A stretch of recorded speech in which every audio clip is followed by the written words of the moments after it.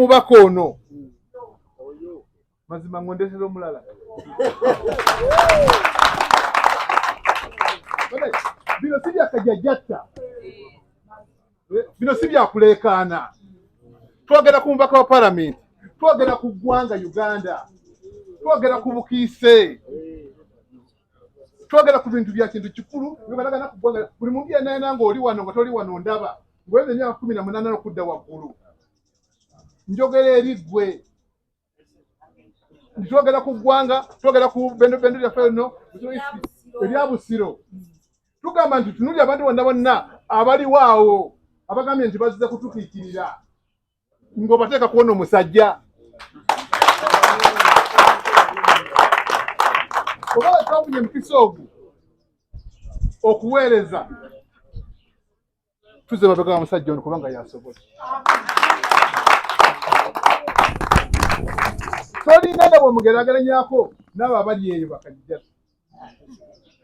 Obanga kyakkiriza okutuweereza sabo tweyanzizza. Akoma otuweereza.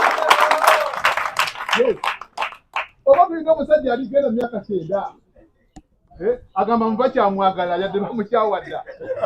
Andi abantu banzikiriza. Ate waffe ono kanso.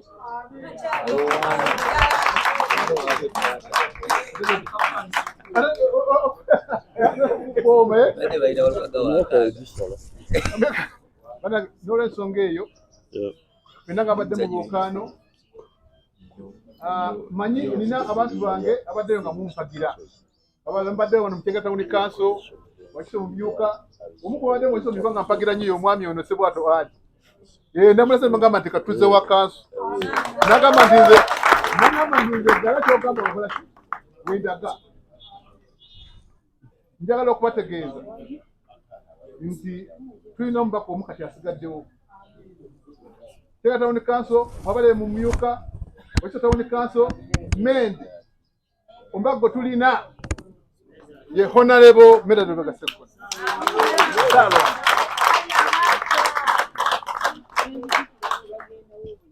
Twategedde ffenna nti babadde banoonya abasuubuzi ne bagenda eyo mu East ne baleta ki omusajja omusuubuzi Buyende ne baleta omusajja omusuubuzi. Naye omusajja omusuubuzi tumanyi baakolera. Akolera jjajja ne muto watuula eri eggulu baakolera. Ikapeeka oluusi akyusaamu abakolera. So twagala tukakkane era abalabyo mwenna mbasaba abadde balina ensonga ku mubaka waffe, mbadde mulina bye mukaayana. Kakati buli muntu alina eddiini wano alina bwagenda ne yeenenya. Abakatoliki bagenda okwaza, era balina bwe bakikola, ne bagenda kati era bw'ogenda beenenya bakola ki? Bakusonyiwa. Kakati nze mbasaba ku lwa muto wange ono kuba Honorable waffe wabali mubadde mwamunyigira takoze bino nyina twama kinyonyodde tumusonyiwe. Twamusonyiwa dda. Essaawa gye tuliko si yakuleeta kutusuubula ng'akyaliwo. Essaawa gye tuliko si yagenda wa Ssaabasajja tumugambe twagenze e Buyende tukuleetedde ki?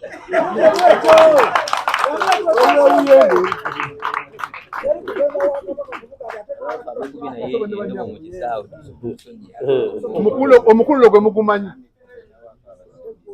bulungi nnyo okubira ddala wa Ssaabasajja okutegera bulungi. N'olw'ensonga eyo ye musajja alwanirira ebintu byaffe wano, amasiro g'Abassekabaka byonna byonna ebyebonga byaffe byonna abibaddemu, abimanyi, buli kimu kyonna kyonna kimuli wano ku mutima. Temutuwa omusuubuzi. Bw'owaayo ennyo katugambe nga toli musajja musiraamu, omukazi musiraamu, n'oyambala enkofiira n'owaayo ennyo mizikiti tekikufuula musiraamu. So omusajja yayambaddewo na kofiira jjo natuka emisinde n'akozesa ensawo n'agamba nti wa kibiina oyo nze muwakanya. Era kyova olaba akozesa nnyo ki?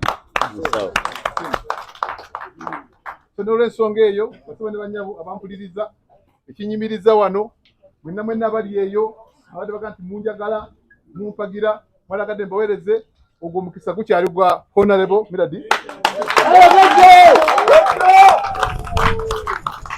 Ndongo 15 tumuyire obululu era ojja kuwangula.